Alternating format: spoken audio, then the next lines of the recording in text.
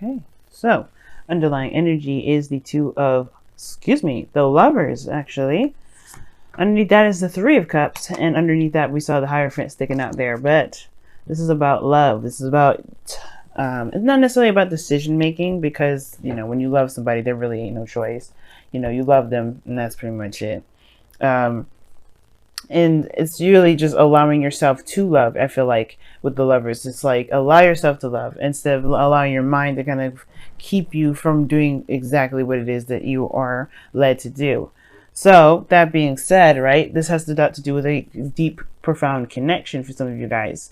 Yeah, definitely soulmates. A soulmate may be in the mix here for some of you guys out here, but this has a lot to do with your connection with someone. It could be profound, hard to explain.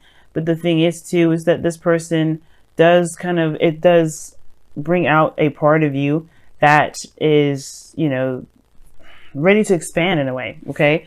Now in the heart of your reading, you have the Nine of Cups. So the Nine of Cups indicates a wish, your wish. This is the wish card, because this is talking about being content and happy where you are with what you've got, having your wish fulfilled, right?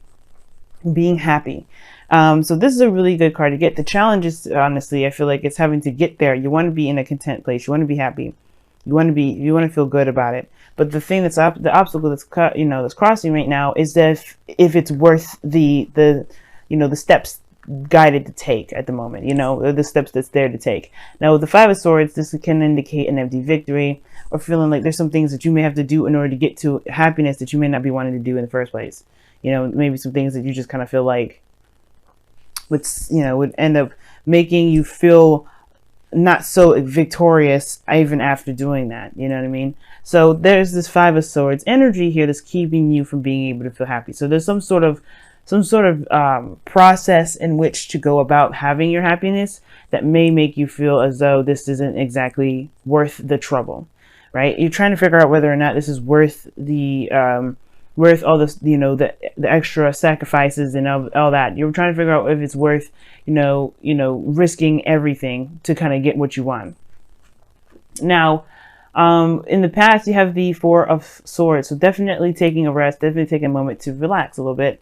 I feel like this is the thing, right? I feel like if you're in a relationship with somebody, it does kind of give me a bit of a feeling that there's a third party situation. Like maybe there's someone else that's involved with another person. Maybe this person's married, or this is you, right? Maybe you're married and you found someone outside of your marriage that, made you really happy, that really connects with who you are. But there's some things that you may have to go through in order for you to be together. And that may be a very hard step. And you don't know whether or not if it's worth the effort or not. For some of you guys, it may not have anything to do with marriage. It may have to do with putting yourself out there to, surrendering some sort of control, you know what I mean, or something like that. Five of Swords is talking about a sacrifice. So whatever it is that you have to sacrifice in order to get this happiness, or however you feel like, whatever you feel like you have to sacrifice, because it doesn't necessarily mean that you really do have to. Sometimes you could compromise with the Five of Swords. But it's, again, that's still like getting a piece of what it is that would make you happy. It's compromising. It's like, is it worth compromising or staying, being a stickler about what it is that you want? Now, I do feel like you guys took some time out to reflect on a lot of this. Took a lot of time to really think about what it is that you want. Really heal and reflect. Because now you have the Knight of Wands, which talks about kind of going with the flow, in the sense of like doing what you love to do, doing what you want to do, only what you want to do. You could be dealing with somebody that's a little bit inconsistent, someone that's an in and out, someone that's a player, or this could indicate here that you guys are, trying to, you're just kind of doing what you can in the moment, right? Doing what you want to do in the moment. Not pushing it, not stressing it, not anything like that. Now, the Knight of Wands is very Sagittarian, even though it can represent an Aries or a Leo. And I do feel like for some of you guys, with the Knight of Wands coming up, it could indicate that you guys, may be dealing with somebody that is very passionate, very exciting, may have an age difference too, because he did have the Hierophant. We just see that pop out just a little bit. So it could be that this person's has a different age, and that may be something that may be difficult for you to kind of transition you know, trying to figure out whether or not it's the, you know, if you can handle the age difference for some of you guys. Because ultimately everything leads to a choice. You have the Two of Pentacles that leads to the future. You have to make a practical decision, but it's a decision based off of your emotions. So whatever this Two of Pentacles is, I don't know if you're distracting yourself or you're trying to actually make a decision here, but it's most important that you focus on, or you look at what you feel about these options, because you know, you can pick any of the two, but if they, you know, if they don't do anything for you, I mean, you got to figure out which ones really resonate with your emotions, how they make you feel. This is a relationship, not a business. So it does kind of make sense, right? To kind of have to make practical decisions regarding your love life from the heart. So the thing is, right, your goal, aim, ambition is the Two of Wands. So this is really talking about making a decision and going for it, you know, just going ahead and just making it happen. You know, there's no right or wrong way of how to build a relationship. So whatever path that you take, it's totally fine. And I feel like that's your goal. You just want to make a decision and do something about it. You really want to just go in some sort of direction and make this relationship something, you know, or do something with this connection that you've got, right? The Knight of Wands is super passionate and super eager to go. And I feel like that's you guys. You're pumped. You're ready to go. You're excited about the, you know, the connection that you have, how you're feeling. You feel driven, and that Two of Wands to me is like definitely ready to take on the relationship that you got. Now your external energy is the Fool, so you're definitely starting a new beginning, or there's a new beginning that's definitely coming up in this, you know, with the Knight of Wands energy. So this is good, right? So, you know, coming into it with open, ready to experience. Good energy here, because I feel like with the Fool and the Knight of Wands, like I said before, very Sagittarian, because you're open to the experience and all that. You're definitely going to be traveling, in, if not physical traveling, but you're going to experience something new. You're going to be starting fresh. And I feel like that, you know, that is a good approach to everything. Because in your outcome, you have the Four of Cups. Yeah, Four of Cups. So, Four of Cups, man, that's good, because, I mean, it's not good, actually, kind of, because it can indicate feeling stuck. And it's stuck on the Three Cups that you've been looking at before. Remember, this is underneath. So, Three Cups talks about support, people that are around you, close-knit groups, family. And it could be that the Four of Cups you know, you may be feeling stuck in your emotions, not sure of, you know, of taking that risk, of taking a leap of faith. But in a way, it looks like you already are. Like, you already are, but it feels like you kind of get stuck. I'm going to pull a clarifier for your outcome, because I wonder why you have so many good cards here, but then get stuck here at the outcome.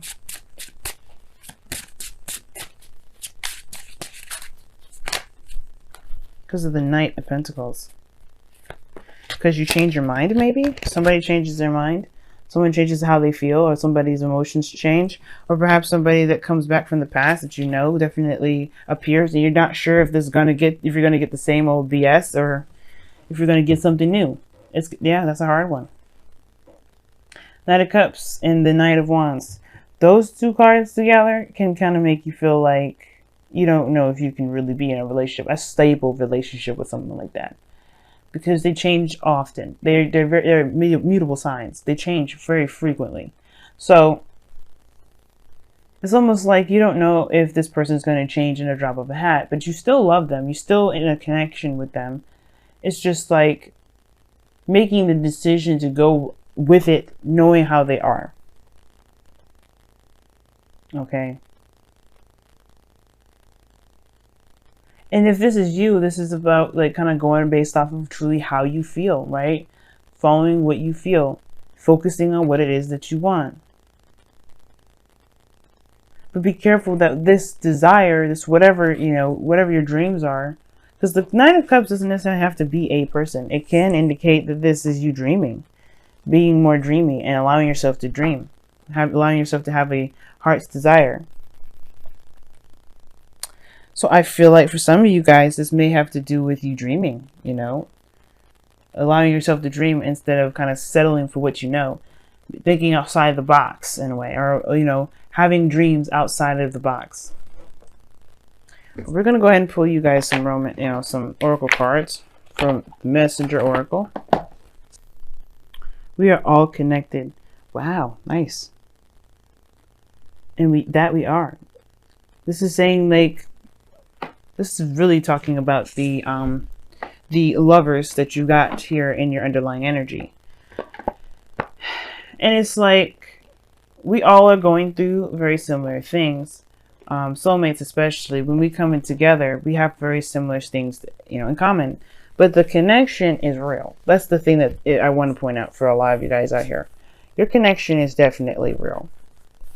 Being in the moment with it is very good. But the Five of Swords is almost like you're not sure if it's worth being involved with the person, perhaps.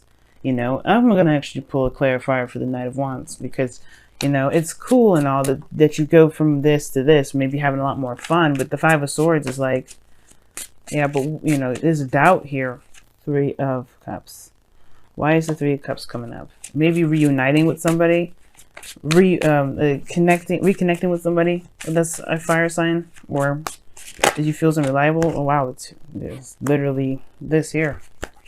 So this person is definitely, this Knight of Wands is definitely someone that you love. Or this could be the work that you're doing that you enjoy, that you really, really enjoy, I don't know why I keep saying enjoy, sorry. But this is something that you can feel very passionate about, that really drives you. Now, for some of you guys, I really feel like this is, this is a workplace. This is in a workplace for some of you guys, or this is having to do with the people that you are surrounded with, or this is someone that's very close to you, perhaps someone that's a friend that wants to become more, or you feel a very strong connection with a friend. Someone that you have a great time with, but you feel like there's more to the story. There's more to it. And I feel like that's the thing. Because you know the nature of this individual, someone that's that only goes and does what they want to do, it's hard to kind of figure out whether or not it's worth pursuing or not. Is it worth, being selfish about it and going ahead and just trying to make it happen? Happy. It talks about happy when it comes up, talks about looking at a situation from a positive angle, from an optimistic angle. Very Sagittarian, but it's saying to kind of take a look at the situation and really find the goodness that's in it. Find the good parts instead of focusing so much on the parts that are difficult or the challenges that you're facing, because that can kind of apprehend and kind of keep you from doing something that you would do normally, that you would do normally if it wasn't there, right?